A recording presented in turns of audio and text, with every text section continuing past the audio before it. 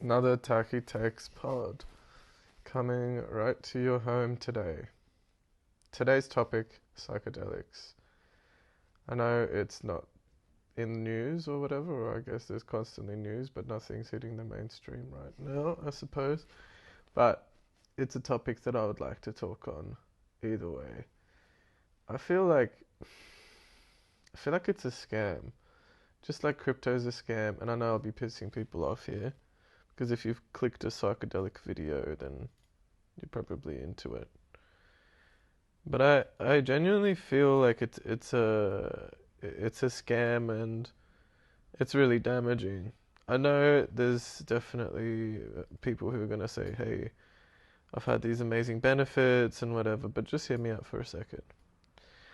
I feel like the base kind of the thing I want to say, the essence of what I would like to put forward is that the experience of feeling like you're learning something, the feeling of having acquired knowledge, is an element of the psychedelic experience, independently of actually having learned something. So you get that feeling of aha, even if all you're thinking about is just some junk. Let's say you're seeing something go fractal. So you're seeing something look like David, whatever his name, the DMT drawing guy. You're seeing something appear like one of his paintings, David Gray. Um, and you're going, wow, okay, I've learned something new. Have you really? Or is that just a feeling of awe that's produced by this experience? And I feel like the proof of that is seeing people that is really paying attention to people that do psychedelics all the time. I know this is going to sound pretty heartbreaking and kind of um, hurt your feelings a fair bit if you're really into it, but you're not really learning anything if you really think about it. You're you can come up with all this fluff about people and I've learned how to redefine reality and this new thing, da da da da da. But when it really comes down to brass tacks in terms of something that's going to change your life, nothing has really changed. And if anything, it goes to your detriment because you try to escape into that world. Um, I know a lot of people they feel like it's their therapist.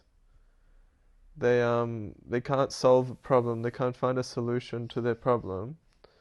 And so basically they're faced with the boring emptiness of life. Um, it, I should say the boring emptiness of the workspace of solving your problems because it is boring. Let's say for example you've a relationship has failed. It is really boring and painful to look at yourself and think, God damn, like how did I let this happen?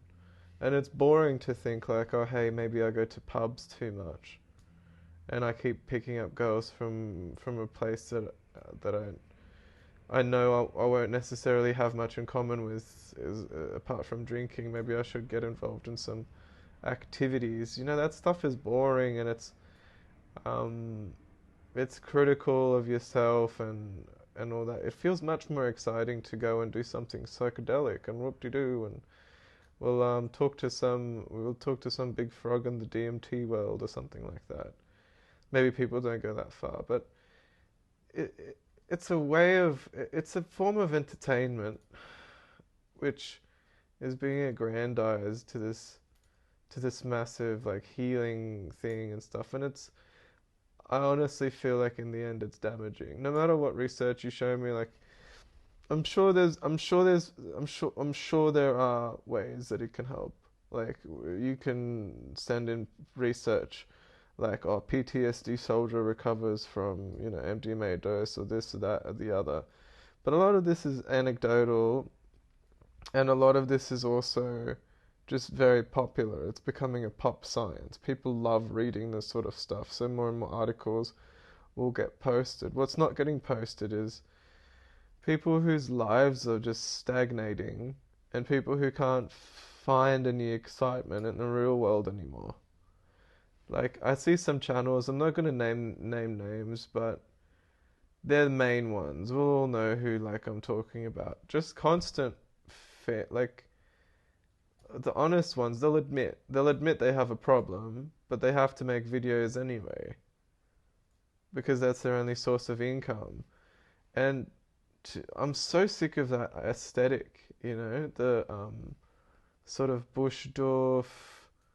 Let's just all go out in the wild. We're out here in the wild, but we've got all the equipment from the first world with us and stuff, and all let's all be one under one sky and stuff like that. Like it's a great costume party, but then to extrapolate and say, hey, like this is we need to be living our lives like this. It's just not gonna work. Life is boring, and even if you feel like you're learning all this crazy stuff from these experiences, anyone who's ever tried to teach themselves music off the internet, for example, will know it just doesn't. You feel like you're learning, but you're just not up to that yet. Even if I was to give the stuff more respect than it deserves and say maybe it does teach you some sort of spiritual thing, you're not at the point in your life, which is probably if we're playing this game of sort of accepting the lessons of psychedelics to be transdimensional slash post life, the lessons you're learning from them don't like your life is not at the stage yet where you can use them. So they just make your head heavy and stop you from making something out of yourself in this life. But I don't believe that they necessarily teach anything great. I mean, if you're more open, that can happen. If you're heaps closed before and you're more open now, that's good. Maybe the first time you can be like, wow, that's amazing. The world is the world is me, basically. But after that, if you're just constantly doing it's just entertainment. Anyway, done.